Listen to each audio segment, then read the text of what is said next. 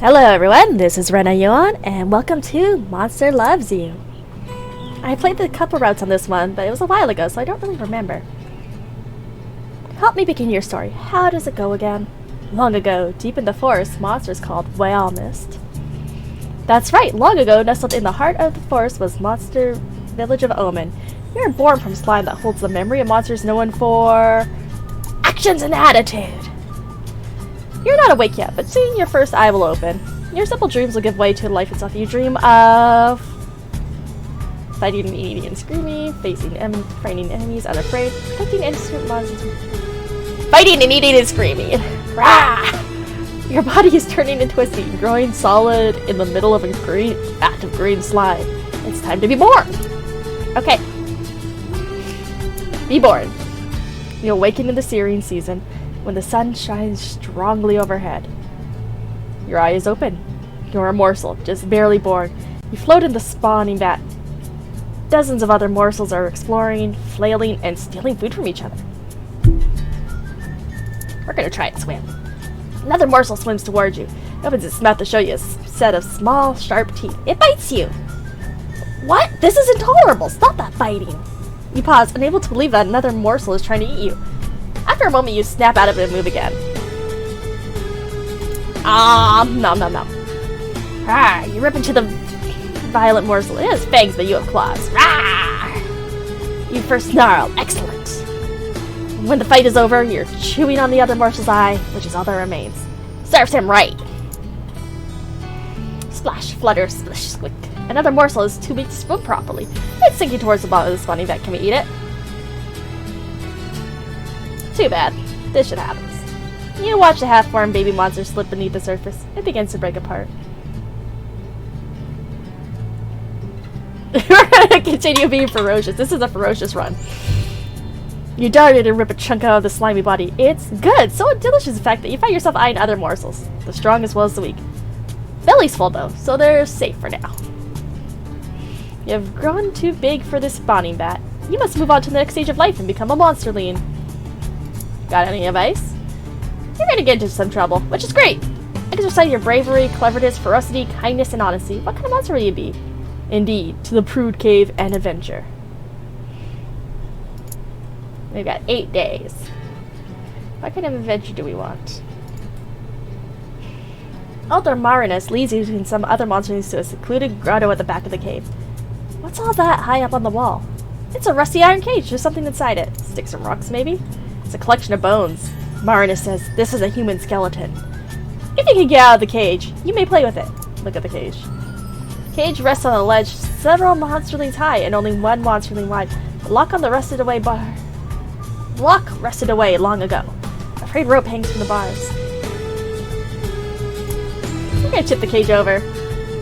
You pick up a nice-sized rock and throw it. Some of the rust flakes off the cage, but stays where it is. The other monsterlings get the idea and they all start throwing things at it. There, it should come down at any moment. Clang, clatter, crash! The cage collapses into pieces as bones fly everywhere. Terrific. Grab it and play with it. How about that one stuck through Blistry's head? It might be hard to get out with her running around screaming like that. Oh, yeah, let's, just yank that bone right out. Blistry shrieks so loud that your head hurts. You're holding a long human bone with a chunk of slimy monster brain on the end.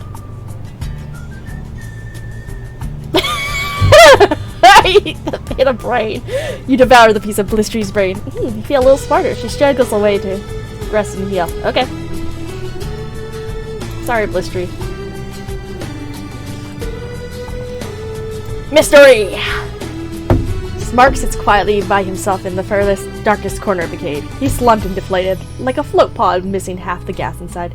His eye brims slimy tears. What's wrong, mate? Smark looks down his body, which isn't really pulley or muscular like other monsters. He's sort of scrawny and weak. Be straight up. You may be weak now, Smark, but that's gonna change. Just a few more days and you can start changing, like we all will, and then you can hunt. Cleverness, wit, brain. It's how strong your mind is, and how well you can suss out non-violent solutions to problems. Your cleverness score is 12 out of 100. Bravery. Bravery is your capacity to overcome fear and intimidation. One demonstrates bravery through courageous actions. Your bravery score is 0 out of 100. We are not very brave. Okay. Ferocity. Sometimes you just need to be cruel. Can you bring yourself to tear a wolf apart with your claws just to show you're a monster? How about its cubs? Your ferocity score is 30 out of 100. Okay. Honesty. Honest monsters are known for their truthfulness, loyalty, and commitment to justice. If you're known for honesty, others will trust you more. Your honesty is 3 out of 100. Kindness. Kindness is the genuine desire to help others out without expectation of reward. Healers tend to be kind. Your kindness score is 15 out of 100. We're too kind. We need to do something about that. Well, we're gonna fuck with the wolves. Oh! Suddenly a fox runs into the cave. It yips, looks over his shoulder, and runs behind a big wall. Is it snarling and growling outside as well? Judging by the commotion, yes! There's a pack of wolves in hot pursuit. They seem reluctant to come into a cave full of monsters. Even little ones like you. Why am I lagging? Hold on.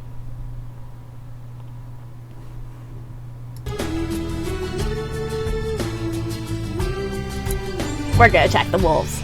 Nash, Nash, and Sickle join you when they realize what you're doing. They love a good scrap. The three of you hit the wolves like 3 forks of a slimy lightning bolt. Well, we gotta eat at least one. You Sickle and Nash, have a delicious meal. The fear makes the wolf flesh teeth even better. When you return to the cave, the fox is long gone. Yeah, we don't eat foxes in this house.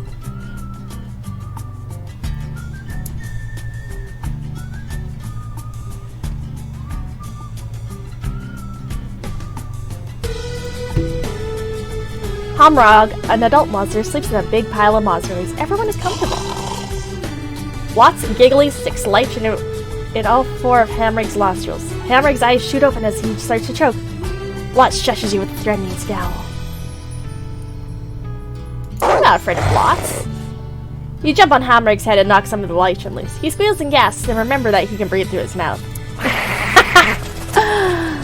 Hamrig glowers down past his jowls, scowling as though you hadn't saved him. He roars and demands to know what plugged you up.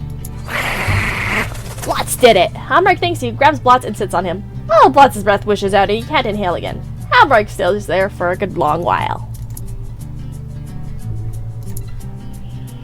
You're halfway towards becoming an adolescent. Firm up your personality as much as you can. You're at the entrance of the Brood Cave. Monsterlings aren't supposed to leave, you know. And why not? Monsterlings, though sometimes swift and often touch, are as swift as or as tough as full-grown monsters. It can be dangerous. On the other paw, no one's looking. We're going out. The streets of Omen are mostly empty, but you can hear some larger, older monsters coming this way. Rah! Ha! You're an explorer in miniature form. Look at that! Bird's nests, and trees too, and green stuff that isn't lichen or stuff. You want eggs. Forbidden eggs taste better than Marinus approved food, even if you do get a swat when you return.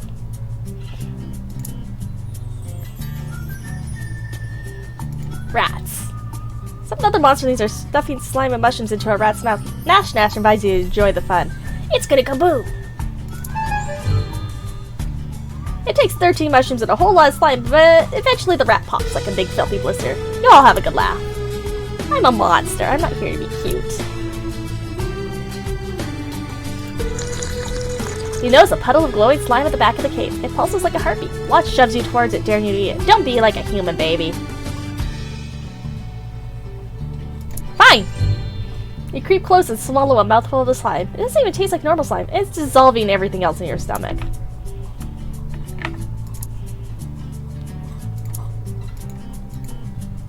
Can I click anything else in here while I'm at it? No, I can't. Okay. Oh, whoops, that just takes me back to the top. Okay.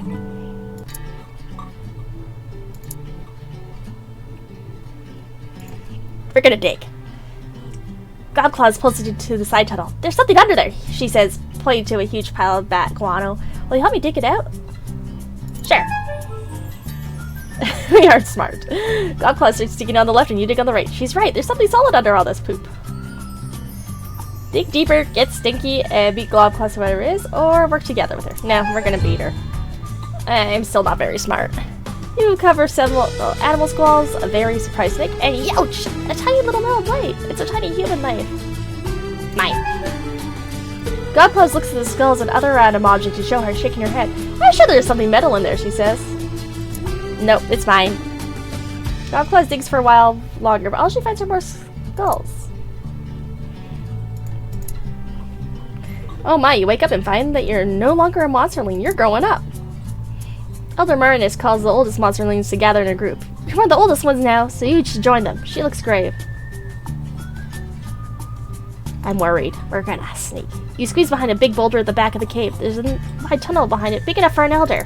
Ha! Oops, Marinus slides the boulder aside. She and the other monsterlings are surprised to find you there. Oh, says Marinus. You're certainly eager to go. Marinus shuffles down the long tunnel, turning this way and that among dozens of forking passages. Marinus stops in a warm, humid chamber with a pit in the floor. She points at the pit, which sees with mist. Yeah! We're going in. You fall and fall some more. You fall and you're falling. And other monsterlings are falling? Yes, and some of them are crying. And you can't see through the mist. Or is it fog? Maybe clouds? Moans and groans and whispering screams. Where is this? It must be somewhere. You land on a smooth flat stone. Despite the swirling vapor, the floor is dry as a bone. You hear other monsterlings breathing nearby. Some of them are still above you, still falling. Get out of the way! I'm not getting squashed.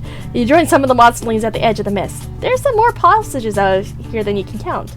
Some monsterlings begin to panic, while others look determined. Well, I'm the leader now. The other monsters watch you curious. Ah! A half-seen monsterling whimpers in the fog, and you flick your claws, drawing a little blood and a lot of noise. A few howls and shrieks cow the others into silence. We're gonna be a bully. Explore in an orderly fashion now that someone's in control. We are a dictator. You soon discover that all the passages converge in yet another mist-filled chamber. The mist here is even thicker, and you quickly lose sight of the other monsterlings. That's okay, they're cowards anyway.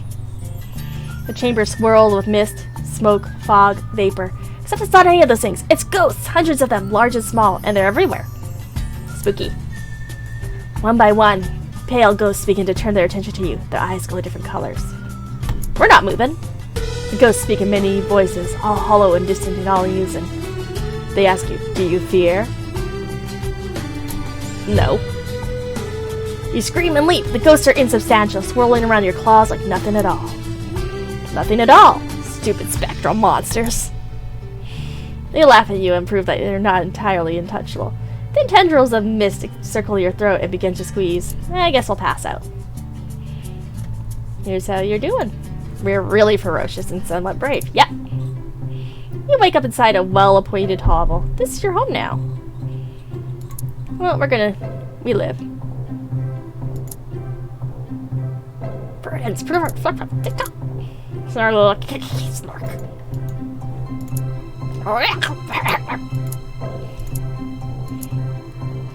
Monster.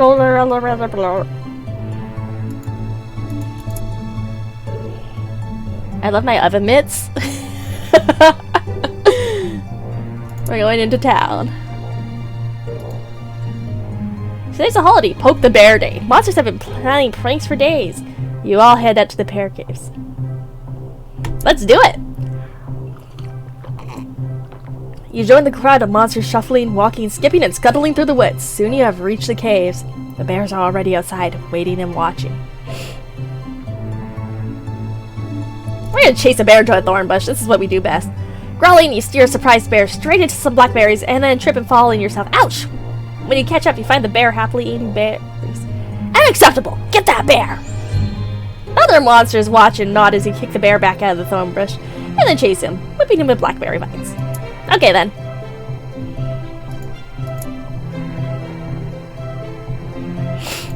I like this caution sign. Mostly because I can't read, so signs can't stop me. Or was it? Oh yes. That sign can't stop me. I can't read. Canelo Aslet limps towards you. He points one huge eye at you and cackles. I got a shock working on a power line and it's still down. Help me out. How dangerous is that? If the electrical fluid inside the line gets on you, well, it hurts like a million bees. Only they're not bees because they don't make honey. No. He limps away, looking for someone else to help him. Not my problem. Dog barking a lark. Is that a human? I don't want anything to do with humans. You're heading home with a dead rabbit you found. Suddenly a fox appears. He settles up to you and asks, You ain't gonna eat all of that.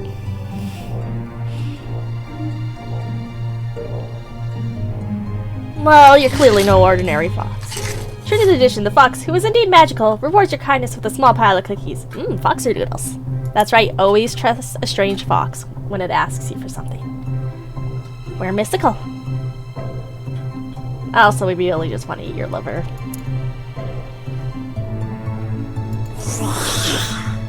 As you're walking down the street, you feel a bit of a stinging sensation. Something just bit your foot. Get it off! When you look down, you see a small pile of human teeth in a small wire mesh bag. Some monster must have dropped them. Finders keepers. You walk away whistling with the bag firmly in claw. Not long after you get home, there's a knock on your door. Hamrick appears, asking to see his collection of teeth. No. Honestly, zero. Hamrick thanks you for your time and goes next door to continue his search. Sucker, you cradle the little bag in your claws. It's so precious. I'm a terrible monster, which means I'm a great monster. A small crowd gathers in the square. Prudence and Gritman are in some kind of argument. What are they arguing about? Nash listens to you. Gritman says he saw a human wearing a coat made from a monster's hide. What? Prudence says she saw it too, but it was just a costume. You watch the elders discuss the situation calmly and quietly with only a little climb and spitting.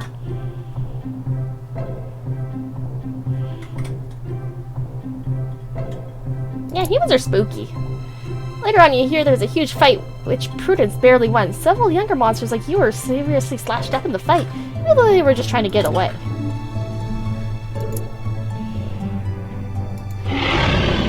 You hear screams, shrieks, and tears. And you come running. The oldest monster is fighting a challenger that even the elder monsters flee to a safe distance. They know this could turn out badly. Who's fighting? Everyone knows and fears the power of the oldest monster, except apparently this big purple guy you've never seen before. Oh. Here's Oh, wait, we already read it. Watch closely and learn. You're the closest monster to the fight. The purple monster has 16 thick, ropey tentacles and he's trying to strangle the oldest monster. The oldest monster ignores a grip that could, and does, shatter a hovel. You move just a little closer, ignoring the shouts from behind you. The oldest monster swings the purple guy by his tentacles, and you're in the path of the Great Brute's party. No! Marvinus shrieks as the purple guy uproots a tree. The two great creatures square off again. Giant Hamrick squeals, "Get out of there, fool!" Elia grasps and hides her face. Oops. Marvinus pulls herself up and rolls between the two fighters like a great spiny boulder, trying to grab you and pull you out of there. Oh. The oldest monster's tail twitches, barely, and Marvinus is knocked away like a ball, deflating and bleeding. Run away! You get 2 steps before the purple challenger snaps you up in his jaws. Just before he can chew, the oldest monster rips his clean off and hurls it away. No, you nearly poop yourself out of fear, and now nobody will meet your eyes. Yeah, we hecked up. That's okay. Badly drooling, snapping sounds come from the square, where you see Proofox single-clawedly taking on a rampaging pack of wolves. He grunts to you for help. When the fur settles, a pot of wolf stool bubbles happily in the center of the square. Everyone lines up to cheer you and eat. Outside your house, Nash charges from a nearby bush and sends you tumbling. Challenge! She screams at the top of her voice. It's on. Splat! Flattened under your bottom, Nash admits defeat. She was always weak to attacks from above. Adolescence is fleeting. You've grown beyond youth and have become an adult. Oh yeah! You've been dragged from your bed by your friends and neighbors. Trying to sleep! They surround you and herd you down, not ungently, until you stop struggling. Neighbors throw you at the center of the great circle of monsters and all older than you. They whisper to each other, and then look at you and whisper some more. Getting on now! The monsters murmur and mutter, spit and snarl. They decide what this behind you as a monster. Excuse me! Some of the monsters flinch when you raise your voice. It's gratifying, but it doesn't seem to make their deliberations any less deliberate. Even eventually, though, they come to a decision. About bloody time. The ring of monsters shuffles closer to you, forming a tighter circle. Elders loom over you while the smaller adults crouch low. Your surroundings grow shady and dark. What do they want now? You see concern on some of your faces, but very little respect. So what? Does a response need respect to grow up? You can become an adult without earning any respect, but when the time comes, all too soon to become an elder, you'll dissolve and pass away without it. Oh. You see, concerns on their faces, but very little respect. Wait for a task. Everyone goes silent as you bravely meet every monster's eyes without flinching. Why should you be afraid? Aldo Jaggerly jumps out with a roar. He's huge, hungry, and is about to attack you. No!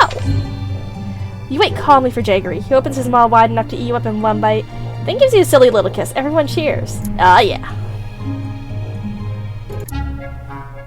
You're an adult now. You'll grow stronger over time, but as your personality is no longer as mutable as it was when you were young, onward to adulthood. So we need to get some respect.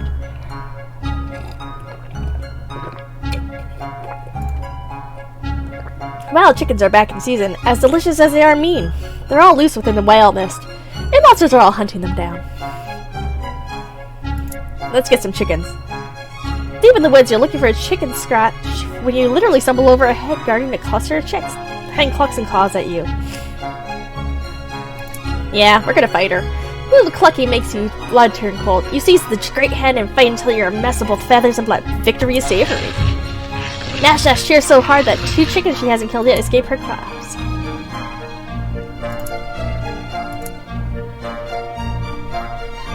Ah yes, we can politic now. We aren't very smart about politicking though, so...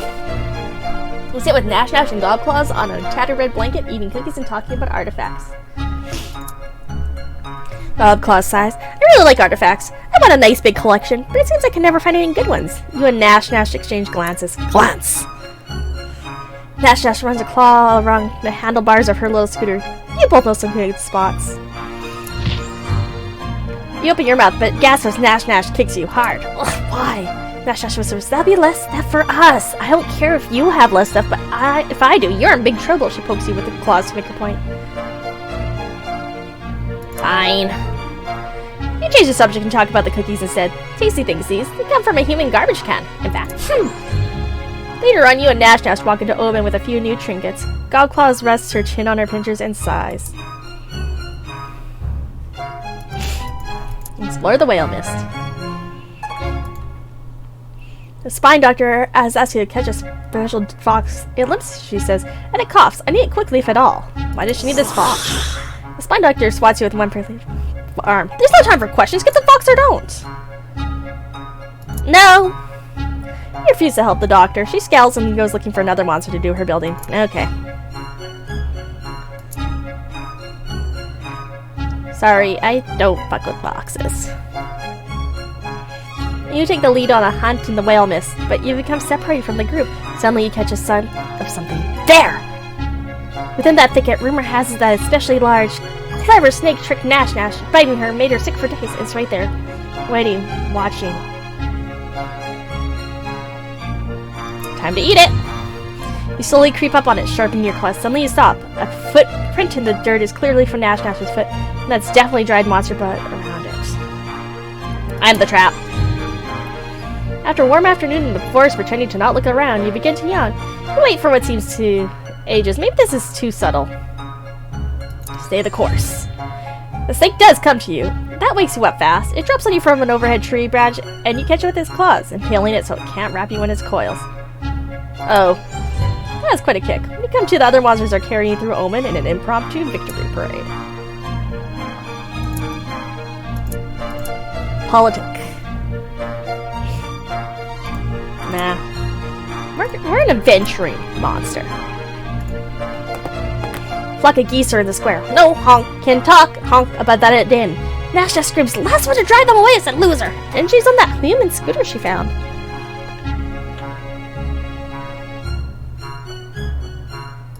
Hunt down a cool weapon of your own. You're into Hammerig's hovel and steal borrow the fox belt to use as a doorknob. Let's clear up.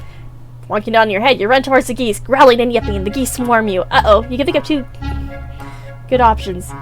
Fury and Fear unite! Attack! You fight a goose in 2 and grab 3 more, creating a tornado of feathers. Nash Nash jumps off from the scooter and feasts. She mints mouthful. I think she was saying, you win. What's the scope? A squirrel hops into the pool of sunlight, bright-eyed and bushy-tailed, ready to bury nuts and make something of itself. You drop on it from a branch, grab it and twist its head off. Delicious decapitation! A young wolf suddenly leaps in front of you, snaps the squirrel of your claws, and runs off barking. Wolves can bark now? Isn't that only dogs? She must be multilingual. Plus, it looks like she's faster than you. Okay. We're just gonna chase her. We're not very smart. You run into the underbrush, slashing and tearing and biting at vines and leaves, but soon you lose the wolf's trail. As you single home, you notice that wolf poop, wolf poop, has been left along the trail. You know, without a doubt, who left it there. As you approach the hovel, Blistery helpfully points out that you stepped in some of the wolf poop. You're a laughing stock. Well, we boned that one.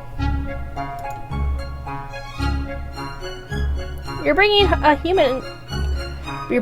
human coat you found hanging on a tree when you see a cat waving at you. Cats are bad news. Okay, you shy away from the cat, avoiding any bad luck it might bring. Wow, I'm not gonna have enough respect to grow up. You and Gobclaws cross an ant and a grasshopper, both locked in mortal combat, each is biting the other's back leg. Get involved. As you reach for the bugs, Gobclaws hold you back. Isn't there a legend about bugs and meat? Maybe we should be careful. Silly Gobclaws, monsters fear not such things. Go ahead and interfere. You shrug off Gobclaws and get back to what you're doing.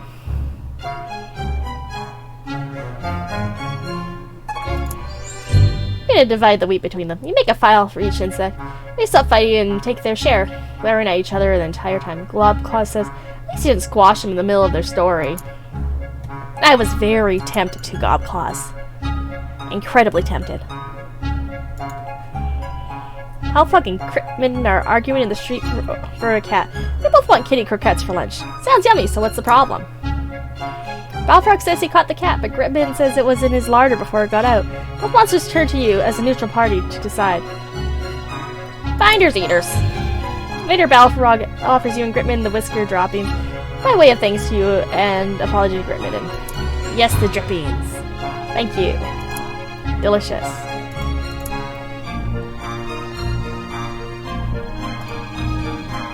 All of Omen is abuzz. Elders glare angrily at everyone, then look back at the broken sign at the town grate. You look down at the little piece of sign you're holding and blush. Wait, what did you do again? Coming back from a hunt, you're so full of high spirits that you jumped up and slapped the sign. Your claws slapped a little too hard. With your claws. Oh, yes? Blistery spots a bit of sign that you're holding. Hey, don't tell anyone that you broke it. It'll get fixed. This will all blow over. It's just an ill wind that blows nobody any good. Bygones will be bygones. What is she going on about? Blistery is often accused of thinking she knows everything. This includes human cliches. All of them.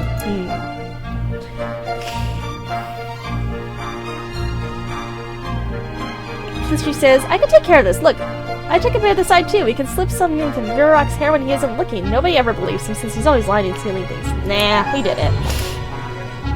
All the gathered elders scowl at you. They take turns chewing you out, which for monsters is a little more literal expression than you might expect.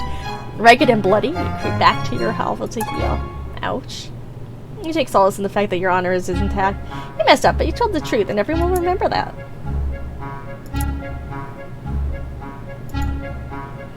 You hear a cry from a nearby hovel. What's happening over there? Saswaith, a new adolescent, doesn't understand how the widows in her hovel work. She's trapped under her paws under a heavy plate. Yeah, we might as well help out. You all go over and take a look. This should be easy for a grown-up monster like you. Yeah, I'll scare her a little bit. Saswaith seems afraid of you. But these things happen. She thanks you for releasing her from the window. You notice that small crowd has gathered. He'll heal on its own. The other monsters all nod. Some of them seem confused, but the elders in the group explain that what you said is the truth. Monsters heal fast.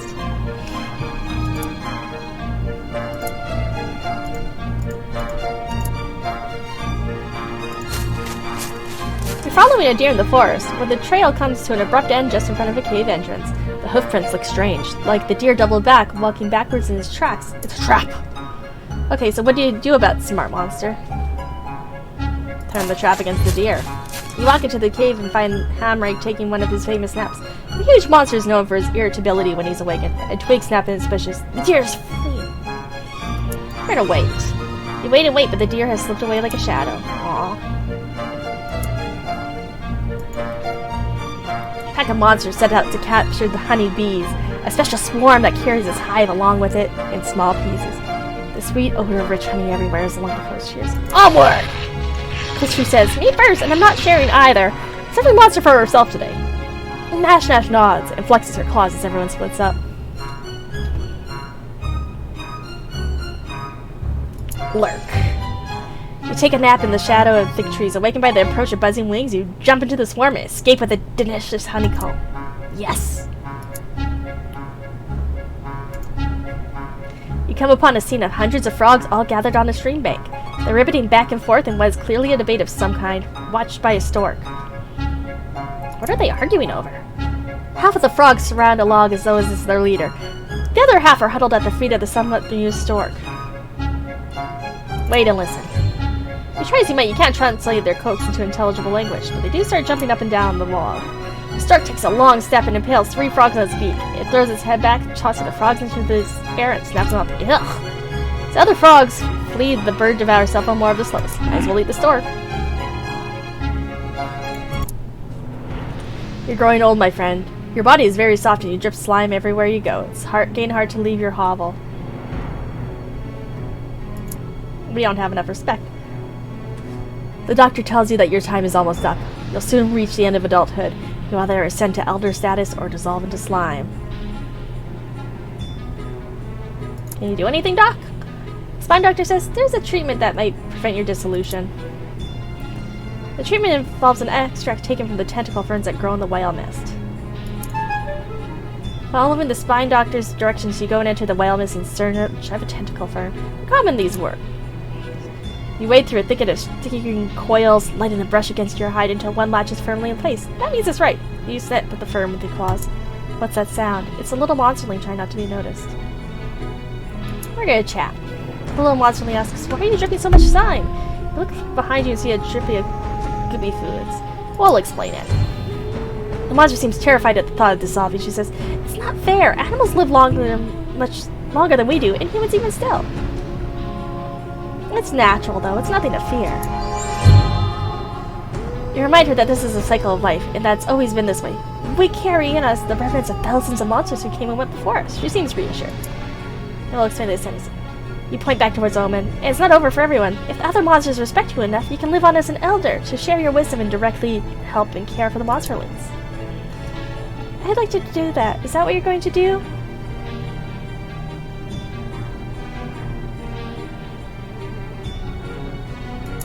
Well, tell the truth. You explain that you have a few more things to do, but then you're going back to the spawning vat. She nods sadly and leaves you to your task. You turn to the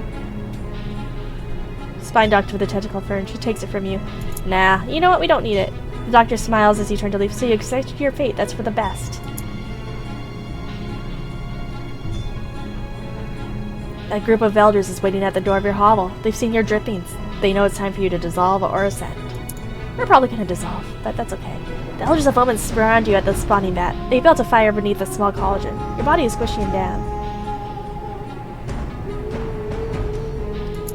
We're going to try. A masked elder comes forward. She says, it's time to decide. All the elders growl and snarl. The masked elder claws herself. 3 drops of liquid spatter against the hot bottom of the empty cauldron. Thick vapor rises into the air. The masked elder asks, who has already decided the fate of this monster? A few of the elders approach the cauldron and add fluid to the collection. The liquid begins to bubble. The masked elder has placed 5 fat stones on the ground before you. Choose one. Chance will glide your claw. Each stone is stained with old blood and polished by the touch of many a paw. You can't tell one stone from the others. Well, let's pick one that looks good. The other side of the stone is etched with a crude glyph. It shows the monster facing down a human. The masked elder says, we will test your bravery. Elders add sticks and dry leaves to the fire until it grows huge and hot. They remove the cauldron and retreat before the roaring flames, one by one, until only remain. It's hot, very hot, and your body begins to pull away on its own. You gather your will and remain in place. Your excess slime begins to dry out and crack, but as the fire dies down, you're still here. Whew! Several monsters howl their approval and step forward, adding more fluids to the iron cauldron. The other side of the stone is etched with a crude glyph. It shows one monster kneeling before another. Insert monster. The elder says, we will test your guidance. A huge elder carries another monster close to the cauldron. The monster is half melted and hard to recognize. It's Nash Nash, or what's left of her. She's begun to dissolve, like you, and her condition is far advanced. What's going to happen to her? The masked elder says, we have decided that Nash Nash is too violent. There's a place for pure ferocity in this world, but it must be tempered with other quantities. Regard Nash Nash's increasingly gelatinous body. Elder says, see her eyes? She still sees the pure rage. Perhaps you can calm her before the end. What kind of safe? You look down at Nash Nash and realize you could tear out your own heart and use it to restore her body. It's insane, but it might work. Or you might die. You estimate that your melting body is just resilient enough to survive. If the stuff in the cauldron is good enough. We're gonna try it anyways. You shove your own heart into Nash Nash's body. It touches a little bit of hers that's still intact. You've done it! Nash Nash rises, now solid enough to walk and think, even if the masked elder is speech. We'll let her decide. Nash Nash sparks out a quick laugh, then she dances clumsily to the edge of the vat. She smiles and waves to you. Goodbye, Nash Nash. And then she's gone. Walking steadily to the cauldron. You hold the cauldron, which contains the portentous infusion. It's heavy. Look down. It's quite full, and there's far more blood in there than slime. Nice. Well, let's try to drink it. You drink the bubbling concoction, then belch and howl. Your body solidifies almost instantly. You are an elder now. Here's how you're doing. Oh yeah. You are now an elder. You are welcome at Snack, the oldest of monster towns. In this stage of life, if you play your cards right, you'll be able to affect the way both monsters view humans and vice versa. Use your powers of persuasion wisely.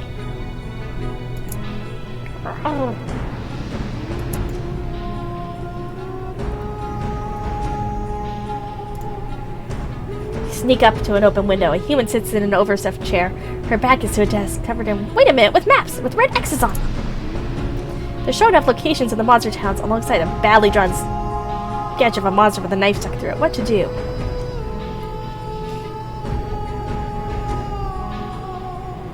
We have bravery. We're gonna be brave. You remember that some humans really like gifts. You gather an offering of stinkweed and corn husks and knock on the front door to the house. This'll be nice. She answers and yelps with surprise at the sight of you. You shove it at her face. Oh, too much. She seems to find the situation more curious and frightening. For me? Yeah. She looks bewildered but touched. She enters the thanks, hesitating before retreating to her home. Oh. Somehow we were nice. And here I was trying to be scary. You watch as an elderly human tries to fix his house. He looks up at the leaky roof with a sigh as it starts to rain and goes inside. How bad is the leak? Looks like a trickle of water will get into the attic from the sword. It might do some damage to the human's house. He also left his tools out. It's only letting in some of the rain. Fix it. You dance around on the roof, tearing up more shingles with your claws and letting in gallons of rain. When the human sees the damage later, he knows something strange and hostile is out there.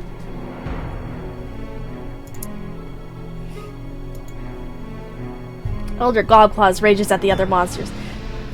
She crushes some stray lizards as she screams, "Admit it, humans are dangerous, let's smash them to bits." Yeah. You grab the human music box that Gobclaws often carries and smashes it to the ground. See those sharp pieces? Every artifact is like a trap.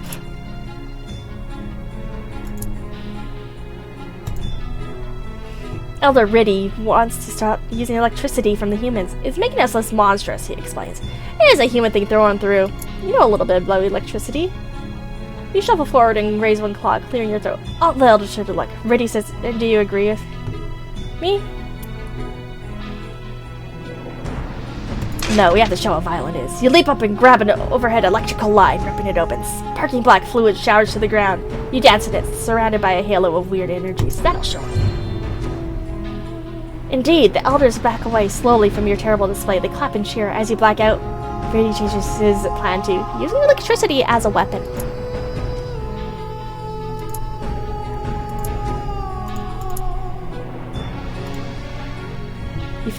Your fellow elders debate, are humans more dangerous now? Is it time to reveal ourselves? Rise to take your turn. The air grows still, birds stop singing, the silence is reverential. You turn to see the odorless monster sitting on a hovel roof, dwarfing you. It's watching you. The oldest monster tilts its huge head and raises one of its 3 scaly eyelids. The best humans, like monsters, are fearless. You speak without tremor or quaver, as though the most deadly monster in the world isn't waiting for you to finish.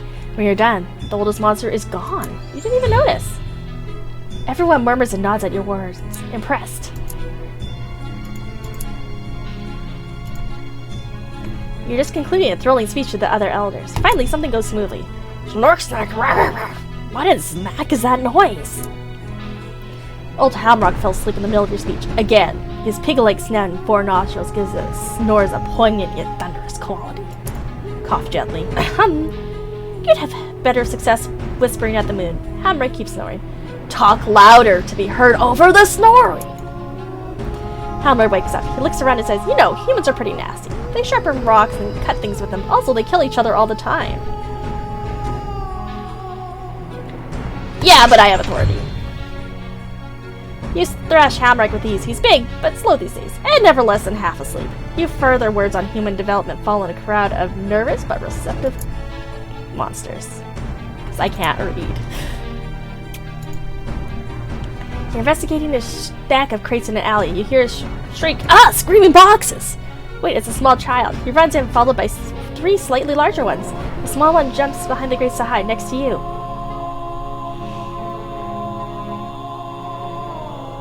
Teach the child to be a monster. Attack! You are frenzy of fangs and fur. Bullies turn and run. Claw on! The little child chases the bullies away, doing his best to imitate your roar. He turns to wave to you, then roars again and resumes the hunt.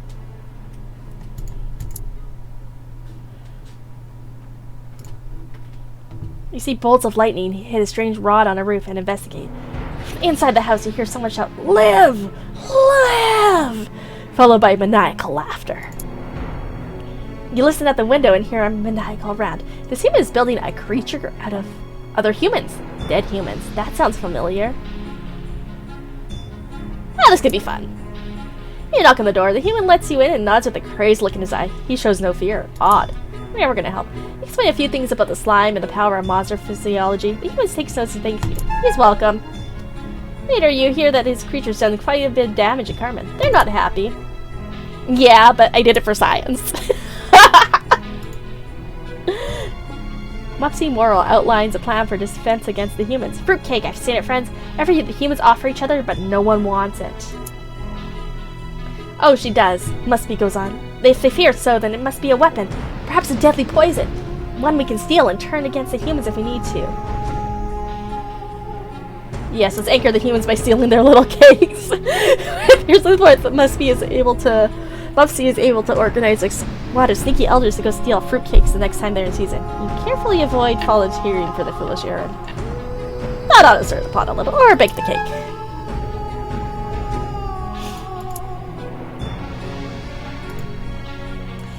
Alleys are great places to find artifacts. Less so to find a small crying human. So it's sad. What of it? One such fat, small child wanders over to you, clutching a lollipop. Yeah, you know what? We're just gonna eat it. It's been stewing long enough. You can leap in quite his depth, knock the child down. He shrieks, and his shrieks are cut off as you clamp a claw over his mouth. Not his hands. His hands are gone in 2 quick bites, and he hangs limp in your claw. Yeah, we're just gonna eat him. You haven't been so full since you respawned. You slink out of tab, moving quietly despite your bloated belly, and show off your new souvenir. Many monsters are impressed at the raw, sticky skull. Mine. But some of the elders mutter, "Fool, there's no way they won't guess what happened."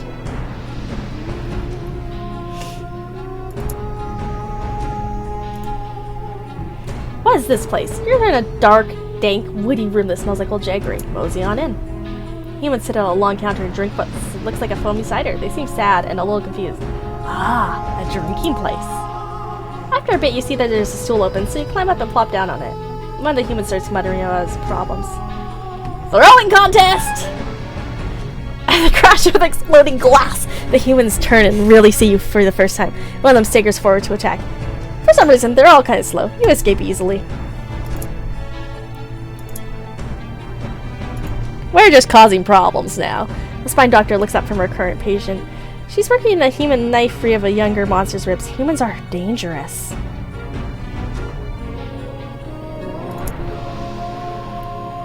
Humans, no claws, so they made their own. Awful thing, knife wound. Takes twice as much milkweed to patch up as a jaguar attack. Best steer clear, I say. Show that your claws are as sharp as any knife. Success! Everyone gasps. The spine doctor says, quite. We have advantages of our own. The other monsters howl in agreement. An older human and many children sit in rows in a hot, echoing room. The older human drones on while the children look at everything but him. The windows, the clocks, even your hiding spot. What does the older human say? He's teaching them about lifeology. You know about that, but judging from his expression, he doesn't seem very interested in it himself. Yeah, I'll show you how to teach. You burst into the classroom and everyone stops to stare at you. For one precious moment, no one does everything. You begin your lecture, smoothly explaining how the heart pumps blood and just how many miles of veins and arteries they have in their bodies. The whole class listens, fascinated. You're well into the second hour of your lecture when a bell rings. The teacher says, I'm sorry, that's all the time we have. Wrap things up. As the children leave their chatter and laugh, you made some new friends today. After eating one. I am the worst. You're walking down an alley with a new paintbrush, almost new, fresh from the garbage. And suddenly, it's there, a human! A human!